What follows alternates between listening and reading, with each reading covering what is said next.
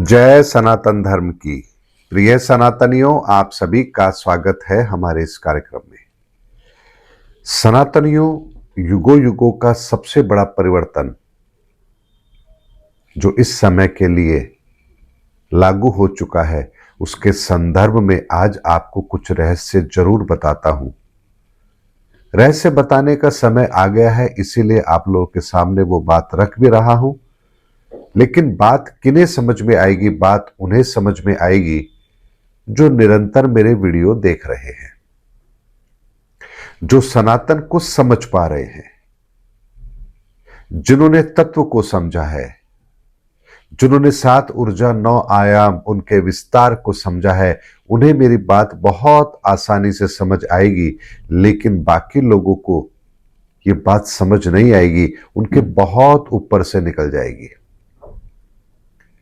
ऐसे में सनातनियों, इस युग परिवर्तन के लिए लाखों लोगों की आवश्यकता नहीं है, चंद मुट्ठी भर लोगों की आवश्यकता है। और इसीलिए कोई फर्क नहीं पड़ता कि बाकी लोगों को ये बात समझ में आ रही है या नहीं आ रही, क्योंकि 12-12 के वर्ग में केवल 12 वर्ग ही चाहिए, यानी टोटल 144 लोग चाहिए इस युग परिवर्तन के अंदर। और मेरे वीडियो तो लगभग 5-7 हजार लोग ऐसे हैं जो रेगुलर देखते हैं। तो आप में से ही उन लोगों का चयन ईश्वर स्वतः ही करने वाले हैं, ये बात निश्चित है। ऐसे में सनातनियों, सबसे पहले इस बात को समझिए कि वर्तमान के अंदर जो युग परिवर्तन है वो कितना बड़ा है और क्यों हो रहा है। सनातनियों, आपने बहुत सारे ऐसे विचार सुने होंगे जो आपको कई बार भ्रम में डालते हैं।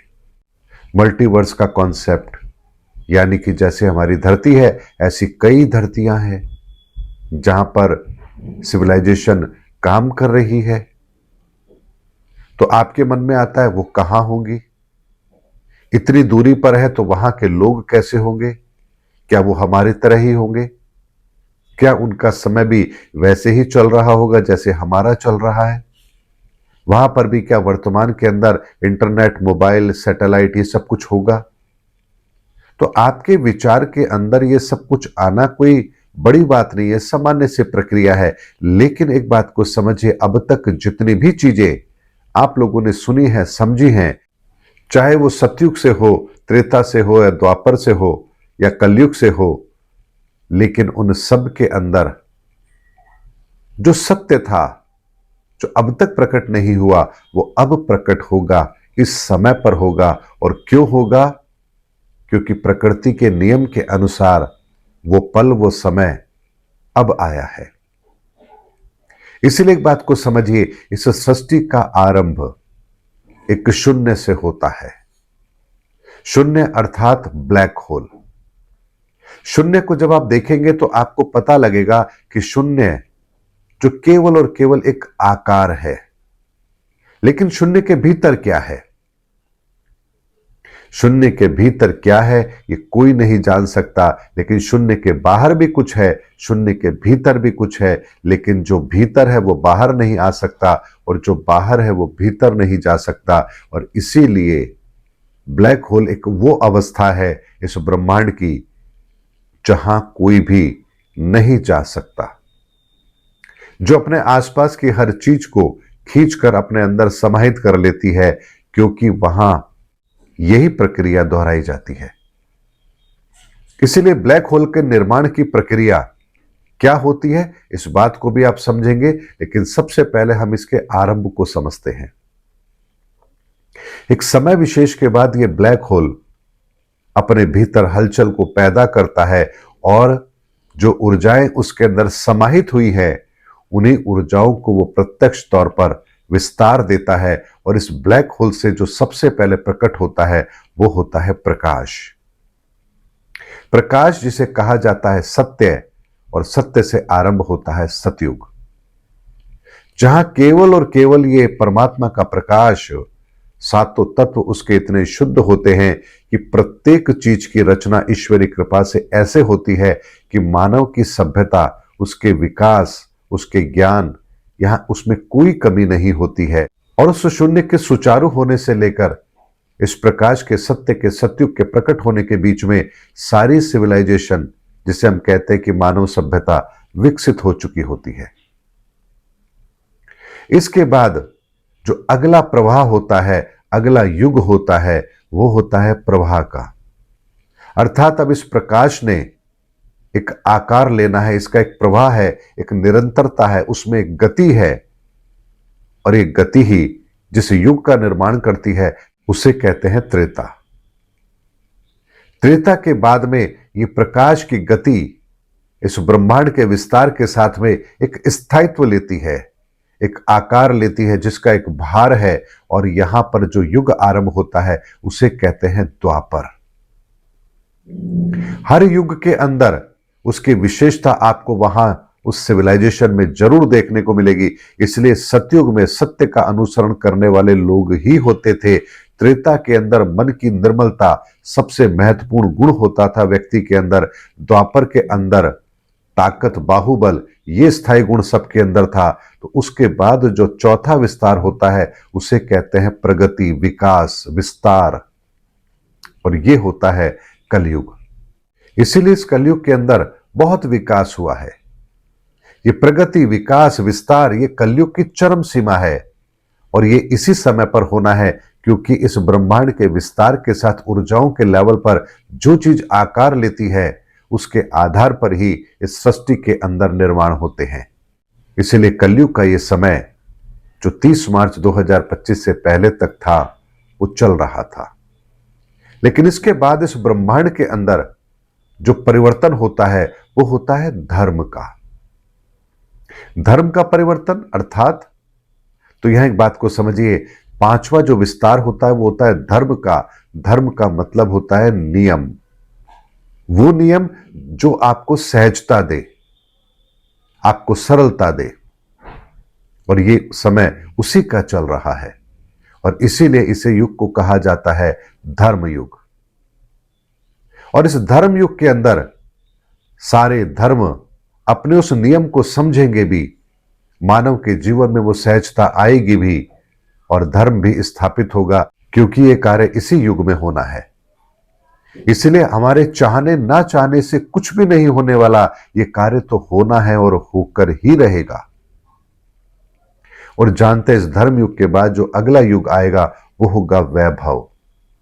वैभव अर्थात दृष्टता, सौंदर्य, यानी प्रकृति का मूल स्वरूप। क्योंकि धर्म के स्थापित होने के बाद ही हम नियमों को समझेंगे, उसकी सहजता को अपने जीवन में धारण करेंगे, तभी तो ये धरती पुनः उसी रूप के अंदर अपने आप को लेकर आ पाएगी जो इसका मूल स्वरूप है। तो यहां प्रकृति का संतुलन धर्म युग के अगले युग में होता है। क्योंकि धरती के लेवल पर जो परिवर्तन होता है वो एक साल में नहीं हो सकता, इसीलिए इसके अंदर हजारों साल का समय लगता है। तो धर्म स्थापित होने में भी समय लगेगा, लेकिन इस धर्म युग के अंतिम समय में जब धर्म पूरी तरह से मानव सभ्यता के अंदर उस आयाम को स्थापित कर चुका होगा जो धर्म युग की पराकाष्ठा होगी, तो उसके बाद फिर वैभव युग शामिल होगा। वैभव युग जो पुनः प्रकृति को उसके मूल स्वरूप में लेकर आएगा। और इसके बाद जो अगला युग आरंभ होगा वो होगा न्याय का, समानता का, समर्पण का। और यहां प्रकृति के सारे तत्व अपने मूल स्वरूप को प्राप्त करते हैं, ये वो युग होगा। और इसके बाद जो 8वां युग होता है वो होता है विभाजन का, यानी जहां सही और गलत पूरी तरह से दो भागों में विभाजित हो जाते हैं, और यहां पदार्थ और ऊर्जा अपने अपने मूल स्वरूप के अंदर प्रकट होती है। उसका विभाजन इसी तरह से होता है। और उसके बाद में नवा युग आरंभ होता है जिसे कहा जाता है समायोजन। समायोजन अर्थात पुनः वही ब्लैक होल का निर्माण, जहां ये पूरी की पूरी सृष्टि पुनः उस ब्लैक होल में समाहित हो जाएगी, जहां ये पूरा का पूरा अध्याय फिर समाप्ति की ओर होता है। और ये ब्लैक होल फिर हजारों वर्षों तक इन्हीं ऊर्जाओं को अपने मूल स्वरूप के अंदर परिवर्तित करता रहता है, और फिर एक लंबे समय के बाद इसी ब्लैक होल से फिर एक हलचल पैदा होती है और एक नई सृष्टि का निर्माण होता है। और इसी तरह से सृष्टि के अंदर मल्टी यूनिवर्स का कॉन्सेप्ट चलता रहता है।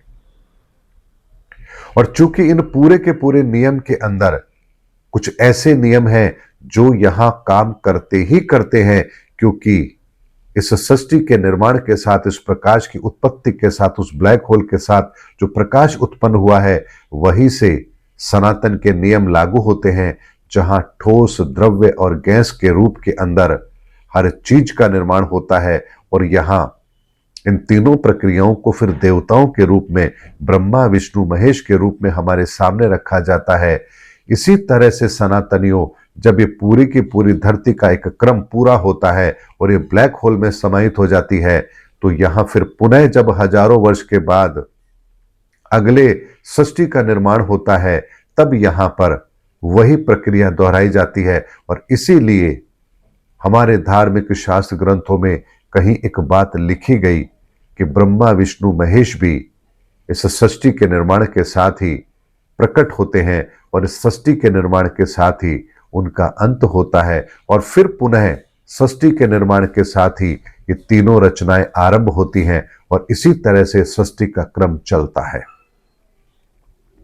इसीलिए हम जिस जगह पर खड़े हैं वो धर्म युग का समय है, और इस धर्म युग के समय के अंदर ये सब कुछ होना ही होना है।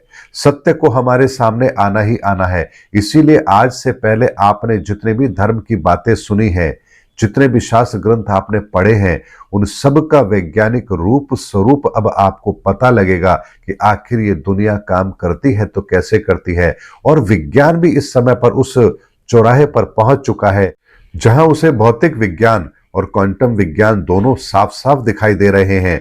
और यहां पर वो अब उस प्रक्रिया को समझने का प्रयास कर रहे हैं जो उस सृष्टि के निर्माण के साथ जुड़ी है। इसीलिए सनातनियों, सतयुग से पहले क्या था इसके बारे में हम नहीं जानते। क्यों नहीं जानते? क्योंकि 9 युग के बाद जब इस धरती का संपूर्ण समावेश एक ब्लैक होल में कन्वर्ट कर दिया जाता है, तो वहां की कोई भी प्रक्रिया अगले युग के अंदर काम करती ही नहीं है। वहां कोई किसी तरह का डेटा ट्रांसफर होता ही नहीं है।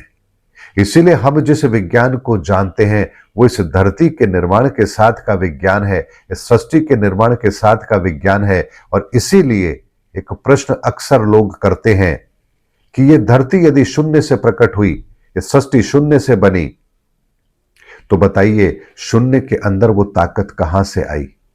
शून्य का निर्माण किसने किया? शून्य कैसे बना? यानी वो ब्लैक होल कैसे बना? तो सनातनीय प्रक्रिया ब्लैक होल से ब्लैक होल तक की, इसका एक प्रोसेस मैंने आप लोगों के सामने रखा है।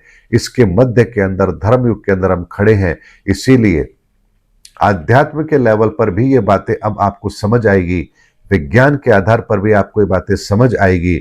और ये वो सनातन का विज्ञान है जिसे पूरी दुनिया को स्वीकार करना ही पड़ेगा। और इस पूरे परिवर्तन को धरा पर लागू करने के लिए लाखों करोड़ों लोगों की आवश्यकता नहीं है, केवल और केवल 144 लोगों की आवश्यकता है, जिनका चयन ईश्वर के द्वारा इस कार्य के लिए किया जाएगा। और यही 144 लोग इस धरती पर सनातन की स्थापना का कार्य को पूर्ण भी कर लेंगे। इसीलिए बहुत से लोग हैं जिनके भीतर यह प्रक्रिया चल रही है ऊर्जाओं के लेवल पर। बहुत लोग हैं जिन्हें मेरे ये वीडियो बहुत अच्छी तरह समझ आते हैं। बहुत लोग हैं जिन्हें ये वीडियो देखने के बाद उनके जीवन के अंदर उनको परिवर्तन बहुत आसानी से समझ आ रहा है। लेकिन बहुत से ऐसे लोग होंगे जो वीडियो देखते भी होंगे लेकिन उनके जीवन में कोई परिवर्तन नहीं आ रहा। ये वो लोग हैं जिनके भीतर ऊर्जाओं के लेवल पर भी कोई हलचल नहीं है, क्योंकि उन्होंने अभी तक उन ऊर्जाओं के संसार को ना समझा है और ना ही उस ऊर्जाओं के संसार के द्वारा उनको अपने जीवन के अंदर क्या परिवर्तन लाने के लिए स्वयं को तैयार करना है, ये प्रक्रिया उन्होंने अभी तक अपने जीवन में शामिल ही नहीं की है। तो परिवर्तन आएगा कैसे? इसीलिए सनातनियों, मात्र 12-12 लोगों का एक वर्ग और 12 लोगों का एक वर्ग और उसके 12 वर्ग, मात्र 144 लोग चाहिए जिनके अंदर ये परिवर्तन स्थायी तौर पर स्थापित होगा। और वहीं से एक नई गोत्र परंपरा का शुभारंभ होगा, जहां से शिव तत्व की स्थापना भी होगी। और यहीं से उनके भीतर जो सत्य प्रकट होगा वही इस धर्म युग की नींव को भी रखेगा। और ये वो कार्य है जिस कार्य के बारे में कोई जानता भी नहीं है, ना लोगों को समझ आएगा, लेकिन युग परिवर्तन का ये कार्य चल भी रहा है। इसीलिए सनातनियों मैं आपसे कह रहा हूं कि युगों युगों का सबसे बड़ा परिवर्तन अब हो रहा है और ये कुछ लोगों को प्रत्यक्ष दिखाई भी दे रहा है। लेकिन अभी ये परिवर्तन ऊर्जाओं के लेवल पर है, लेकिन इस ऊर्जाओं के लेवल के परिवर्तन को धरती पर, धरातल पर भी उतरना है। पदार्थ के लेवल पर भी ये परिवर्तन लागू होगा और इसीलिए अब बहुत कम समय शेष बचा है जहां ये ऊर्जाओं का परिवर्तन अब धरातल पर लागू होने वाला है और 2026 के साल के अंदर ही ये परिवर्तन इस धरा पर प्रत्यक्ष रूप से अपना कार्य भी करना आरंभ कर देगा। सनातनियों, आज का वीडियो हर किसी के लिए नहीं है। इनके शब्दों की गहराई को समझना हर किसी के बस की बात नहीं है। ये काल्पनिक बातें नहीं है, ये वो बातें हैं जो वैज्ञानिक आधार पर, सनातन के आधार पर समझनी पड़ेगी और इसको समझने के लिए जो नियम चाहिए वो नियम मैं अपने वीडियो में बहुत पहले बता चुका हूं और जिन लोगों को वो नियम समझ आए हैं वही मेरे इस वीडियो के मर्म को समझ पाएंगे। उम्मीद करता हूं सनातनियों मेरा वीडियो आपको जरूर अच्छा लगा होगा। अगले वीडियो के अंदर आपसे फिर भेंट होगी, तब तक हमारे चैनल पर बने रहिए। जय सनातन धर्म की, जय धर्मयुग की, जय सनातन विश्व।